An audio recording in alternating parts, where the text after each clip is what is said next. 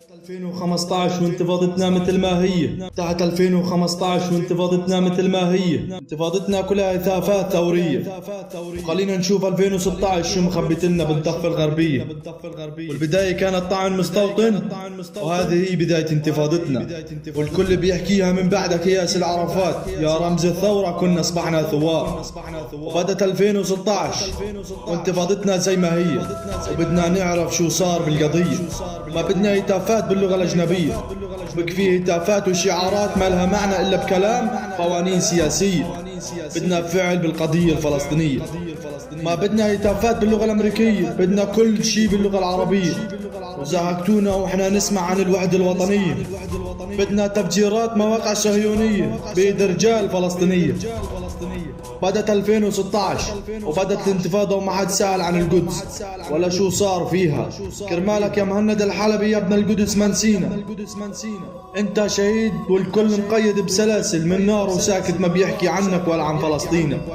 وبدت 2016 وانتفاضتنا انتفاضة الحجر والسكين ما استسلمتش، وبنحكي كل الحكي وما بنخاف من المحتل. وانتم يلي قاعدين على الكراسي وعندكم مناصب ونسيتوا دم الشهداء، ونسيتوا دم الشهداء يلي كان بركان في الضفة كرمال القدس وفلسطين. يا مهند الحلبي ويا فادي علون، بدأتم بالطعن وما استسلمتم، واحنا من بعدكم ما نسينا يا اهل الضفة والقدس والخليل بالتفجيرات مستمرة. ولسه الانتفاضة ما انتهتش، والحكي كثير وما بدنا ناس في القضية ما بتفهمش. بدنا رجال عزمتهم قوية وبالحجر والخنجر ما بترحمش. واحنا ما نسينا كل رجال وابناء الأمة الفلسطينية.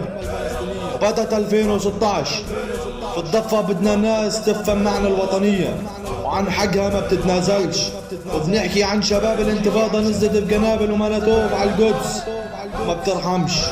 وانتفاضتنا انتفاضة بركان وما انتهتش، بالحجر والسكين كرمال الجريح والشهيد. برضك يا القدس فلسطين الأبية، والأسير عند الاحتلال ما نسينا. عايش فينا وفي القدس مسرانا بينا. والحكومات العربية مثل ما هي بتتفق مع الأمريكان وما بتهتم للفلسطينية. ونحن كرمال القدس ما تخلينا عن حقوق اللاجئين لنعيش بسلام وحرية، ولا نسينا القضية.